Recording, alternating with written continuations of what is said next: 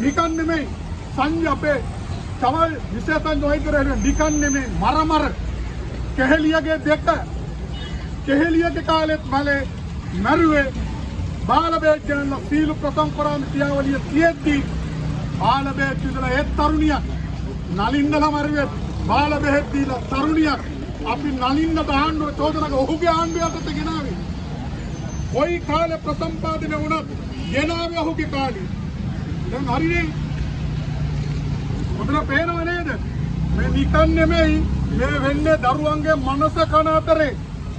ඊයේ පේනව නේද මේකත් පෙන්වුවේ නැත්තම් මේක උඩුදුවන්නේ සහෝදරවරුනි ඊයේ ගියා හරිනි අගමැතිතුමිය